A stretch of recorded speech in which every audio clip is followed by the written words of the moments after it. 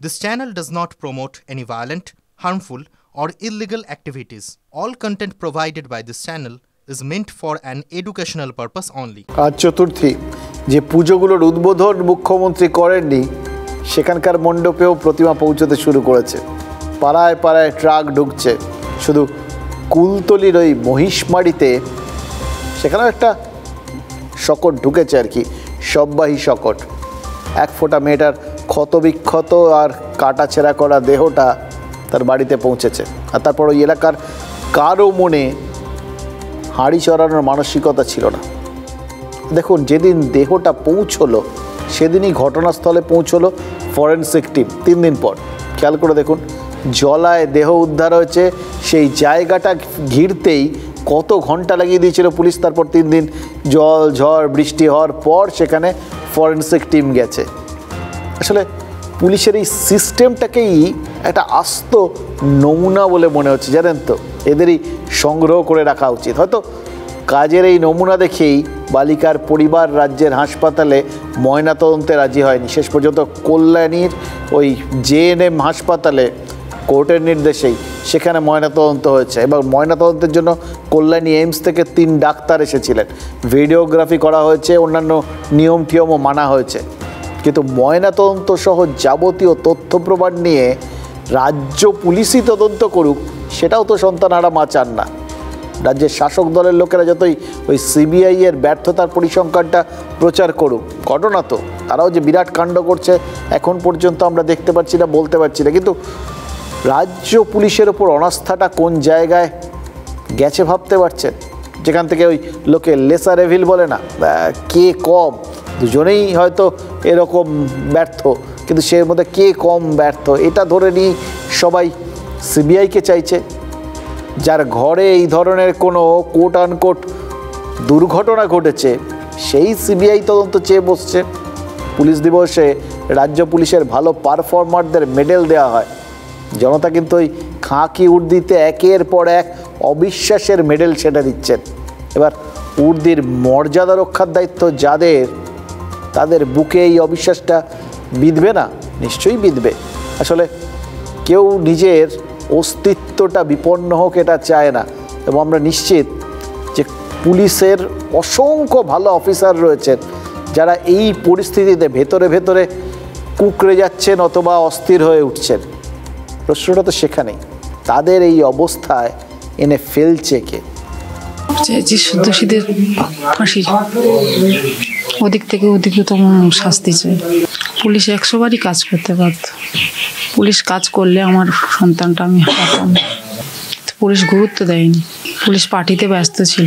পুলিশের উপর ভরসা রাখলে, পুলিশ ভরসা যদি করতাম তাহলে এত দূর গড়াতো না। আমি সিবিআই তদন্ত চাই। আদালতে জানাবেন?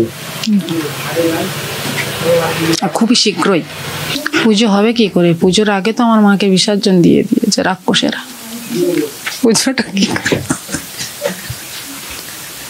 সন্তানহারা মার বক্তব্য শুনলেন।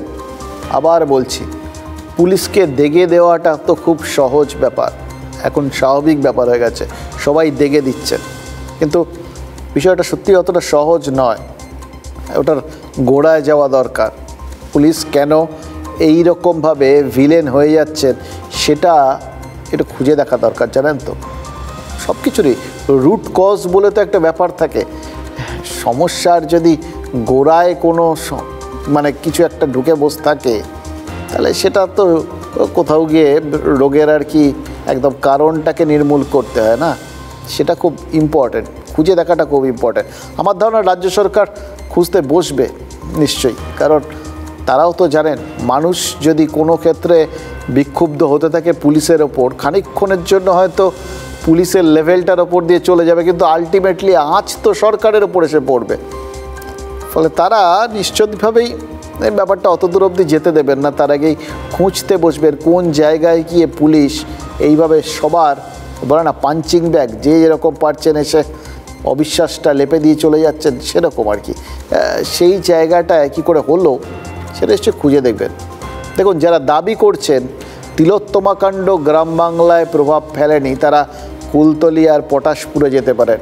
কুলতলির মানুষ রাজ্য সরকারের ময়নাতদন্তেও বিশ্বাস করছে না। আর পটাশপুরে মৃতার পরিবার ময়নাতদন্তের রিপোর্টকেই অস্বীকার করেছে, দেহ নিতে অস্বীকার করেছেন মৃতার ছেলে।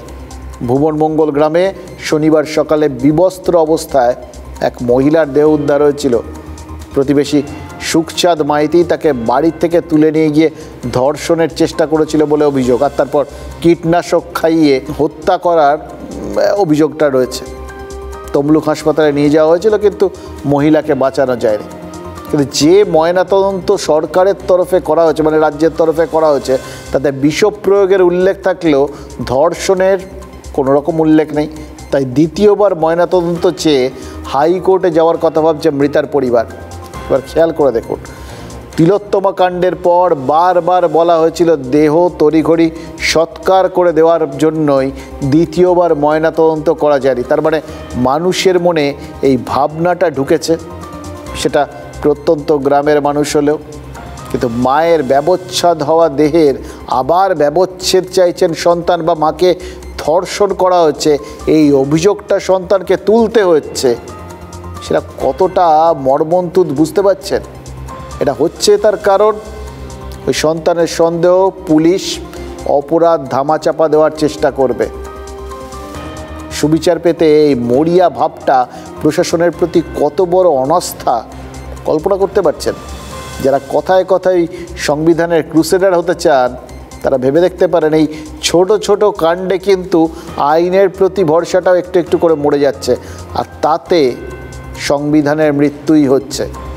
তো আমরা এই যে প্রথম রিপোর্টে আমরা কিন্তু সন্তুষ্ট নয়, আমরা হাইকোর্টে যাব, অন্যত্রে পোস্টমর্টম করাবো। আমরা হাইকোর্টে যাব, হাইকোর্টে গিয়ে ওখানটায় করবো। মানে আপনারা এই রিপোর্টে সন্তুষ্ট নয়, হাইকোর্টে যাব আমরা। তার মানে মানুষের মনে একটা ধারণা গেঁথে বসে যেতে শুরু করেছে। 9 বছরের বালিকা, জুনিয়র ডাক্তার কিংবা প্রৌঢ়া, যাকেই যৌন নির্যাতন করে খুন করা হোক, রাজ্যের যেখানেই অপরাধ হোক, পুলিশ চেপে দেওয়ার চেষ্টা করবে না তো? বা তদন্তটা ঠিকঠাক করতে পারবে তো? দেখুন, কেউ কুৎসা রটায়নি। পুলিশের বিরুদ্ধে এই অবিশ্বাসের বাতাবরণ পুলিশের কারণেই তৈরি হয়েছে। কুলতলির বালিকার ওই বাবা মার অভিযোগ করার পরেও তো বারুইপুর পুলিশ জেলার সুপার সেটা মানতে চাননি। খুঁজে দেখতে পারতেন সত্যি কোনো গাফিলতি ছিল কিনা। এবার মানুষের মনে যদি অবিশ্বাসটাই বদ্ধমূল বিশ্বাস হয়ে যায় যে পুলিশ অপরাধীকে ধরবে না, গা করে না, ধরলেও আসল অপরাধী ছাড়া পেয়ে যাবে, অথবা আসল অপরাধী ধরাই পড়বে না, অন্য কেউ ধরা পড়বে, এই রকম যদি মানে চিন্তাভাবনা হয় না, তখন তো ওই আলটিমেটলি আস্থা নামক শব্দটা কর্পূরের মতো উবে যায়। কামধুনির ক্ষেত্রে তাই হয়েছিল। ওইভাবেই তো যারা ধরা পড়েছিল তারা আস্তে আস্তে হাইকোর্টে গিয়ে তথ্য প্রমাণ ঠিকঠাক নেই, এই জন্যেই তো ছাড়া পেয়েছে। কোথাও গিয়ে এই একটা আস্থাহীনতা, অবিশ্বাস তৈরি হয়েছে, অস্থিরতা তৈরি হয়েছে। সেই জন্যই কি পটাশপুরের মানুষ ওই সুখচাঁদ মাইতিকে বাড়ির থেকে বের করে গণপিটুনি দিয়েছিলেন? দেখুন, এটা কোনো মতেই সমর্থনযোগ্য নয়, এবং এটা ভয়ঙ্কর একটা প্রবণতা। এই আস্থাহীনতা এবং তার পরিপ্রেক্ষিতে নিজেদের হাতে আইন তুলে নেওয়ার প্রবণতা, এতে তো মাৎসন্যায় তৈরি হবে, চারপাশে অরাজকতার তৈরি হবে। পুলিশ উদ্ধার করে যখন সুখচাঁদ মাহাতোকে নিয়ে গেছিল, তখন তার মৃত্যু হয়েছে। গ্রামবাসীদের সন্দেহ আরও অনেকে সুখচাঁদের সঙ্গে থাকতে পারে, কারণ সুখচাঁদের পক্ষে একা এক মহিলাকে ওভাবে কীটনাশক খাইয়ে মেরে ফেলা সম্ভব নয়। খেয়াল করে দেখুন, এখানেও কিন্তু তিলোত্তমা কাণ্ড পটাশপুরের মানুষের মনে প্রভাব ফেলছে। তিলোত্তমাকে যেভাবে হত্যা করা হয়েছে তা একজনের কাজ নয়। শুনছিলেন তো, জুনিয়র ডাক্তাররা বলছেন, তার বাবা মা বলেছে। ঠিক একইভাবে এইখানে এই পটাশপুরের মানুষ একদম এক লাইনে অভিযোগ করছেন। আবার তিলোত্তমার পরিবারের মতো এই পটাশপুরের মৃতার পরিবারের অভিযোগ তাদের ওপর চাপ দেওয়া হচ্ছে। অর্থাৎ যারা বলছেন বা ভাবছেন বা ভেবে নিশ্চিন্ত থাকার চেষ্টা করছেন, ওই যা হচ্ছে সব শহুরে হুজুগ। গ্রামাঞ্চলে এই সমস্ত আর্যিকর কোনো প্রভাব ঠভাব নেই। তারা লম্বা সময় নিশ্চিন্তে থাকতে পারছেন তো।